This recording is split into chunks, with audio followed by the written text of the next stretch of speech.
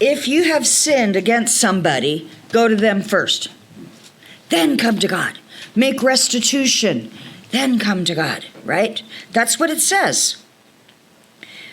And then he goes on and he says, guys, it's not just the outward act. It's the inward heart. You've heard it said, you shall not commit adultery. But I say to you, anyone who looks at a woman with lust for her has committed adultery.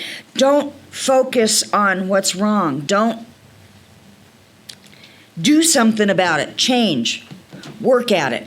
And it's not always easy. Some things it's easier to change than others. But if your right eye is causing you to sin, tear it out and throw it away. Now, he's not saying physically, literally, cut your eyes out. But it's a phrase. Cut it out. Do something. Change. Turn your gaze, right? Don't let yourself open the door to sin. Because that's what it boils down to. It's a door that's opening. The thought is not the sin. The dwelling on it is. And that defiles us. And that's what the whole thing is about. Defiling, being unclean before God.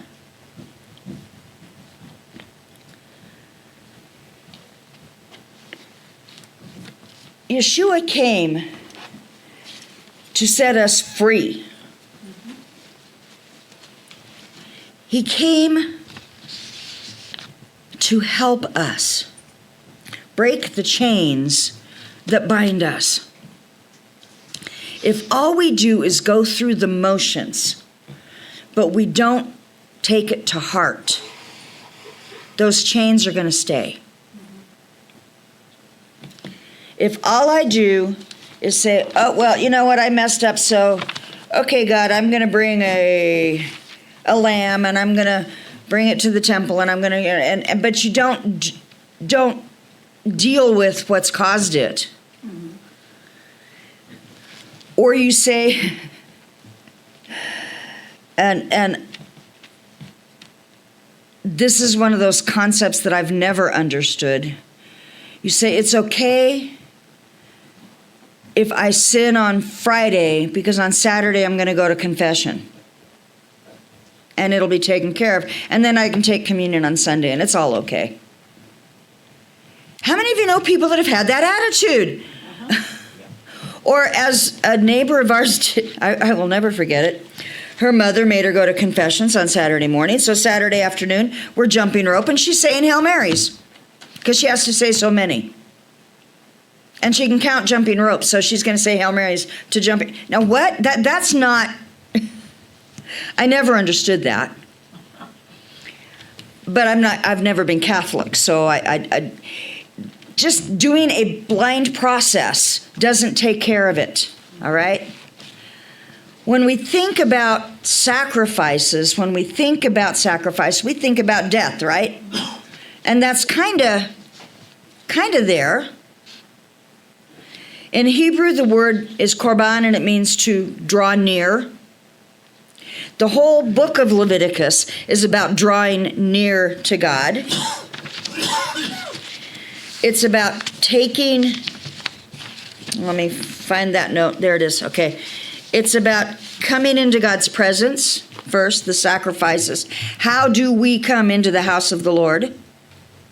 Part of Leviticus is going to talk to us and teach us the boundary between what is holy and what is common.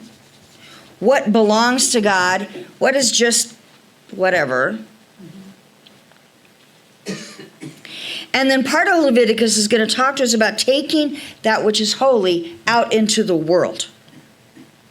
How do I maintain my dedication to God when I'm in the world? How do I function? And it's not all the same, right? So it's coming in, knowing where the boundaries are, and bringing God out. That's the book of Leviticus. It's teaching us what God has done for us. But if we think in terms of it's all about Jesus and his work, I need to correct that. The blood is for the altar. It is for here on earth. The Levitical priests make it possible for us to enter the presence of God on earth.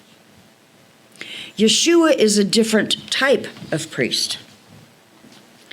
He is a priest in the heavens, in the heavenly realm. He is a priest,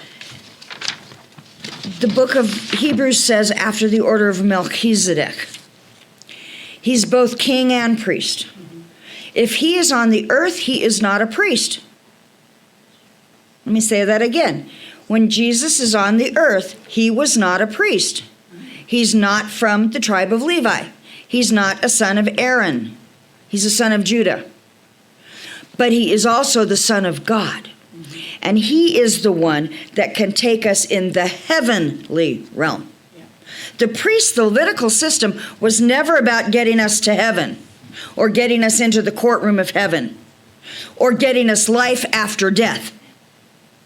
The Levitical system was about giving us life here on earth with God, where we can dwell with God here on earth. Yeshua is about resurrection, about bringing us into the courtrooms of heaven, the heavenly tabernacle, not the earthly temple, the heavenly tabernacle. He makes it possible for us to live again. He takes away the sting of death because he was resurrected. Because he willingly gave his life so that we could have his life. Okay. I know it's confusing. We've all been taught Jesus died for our sins. And in a sense, yes, because our sin is what causes our death. Our sin is what causes our death. But he died for our life, that we could live.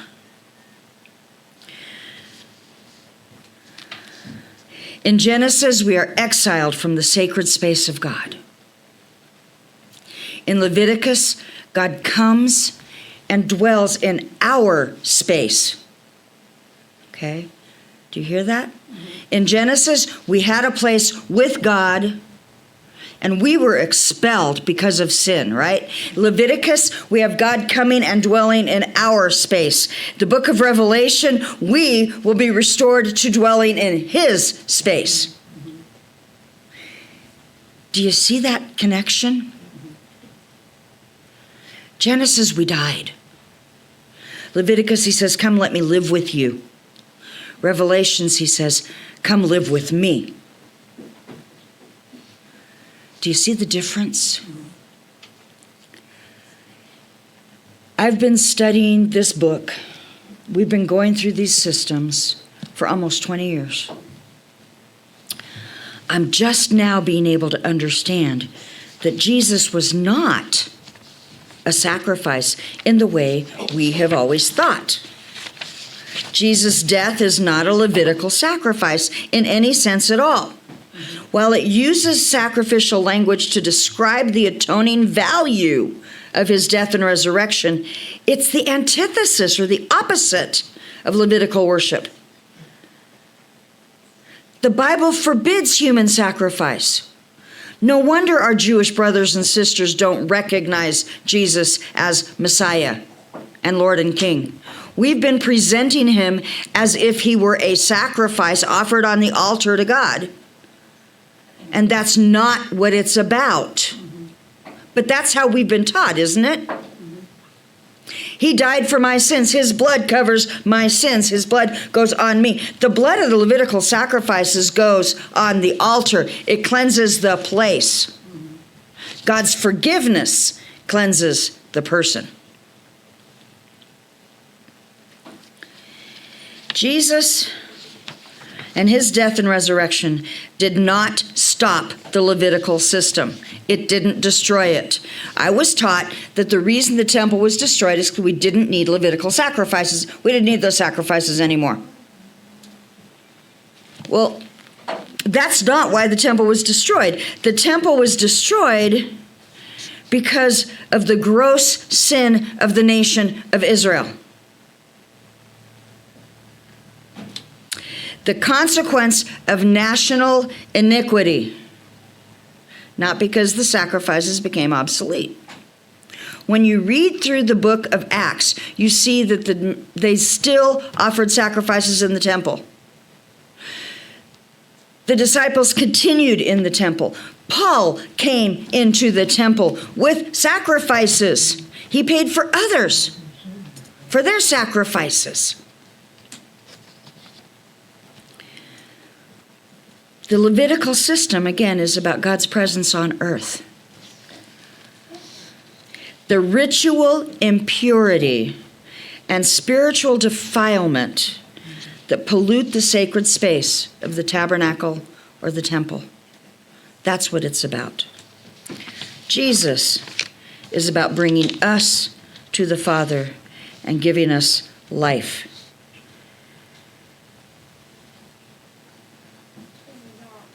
Jesus died that we might have life. That's what atonement is about. I know it's complex. I know it's complicated. I know I haven't explained it real well. But I want us to be willing and ready to face the challenge of maybe it's not what I thought it was. But I want us to understand He is our peace. Okay. All of these picture Jesus, but a picture is not the same thing. Does that make sense? It's not always the same thing. They represent him. There's allegory involved. There's all kinds of figurative speech that isn't always black and white.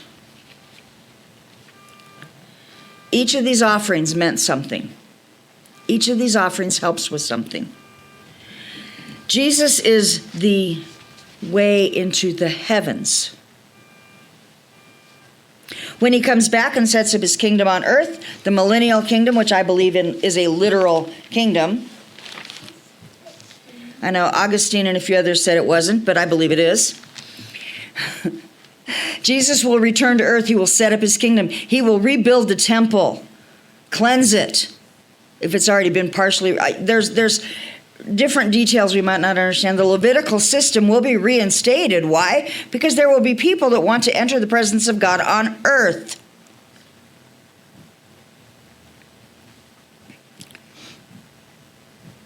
But those of us who believed in him and those who believe in him are resurrected. We enter the heavenly realm, and that's different. We don't trust in the blood of bulls and goats for that. We trust in Yeshua, Jesus. Most of the sacrifices, as we get into this, you're going to recognize, have nothing to do with sin. They have everything to do with normal life. They have everything to do with appreciation, thanksgiving, love from us to God. And those sacrifices will continue. Just like we continue to have fellowship meals. Because that's what a peace offering was. They brought the animal, they slaughtered the animal, they cooked the animal, and they all got to eat in a big fellowship meal. And that's something we continue to do. We understand barbecue, right? Mm-hmm. It's kind of a glorified barbecue.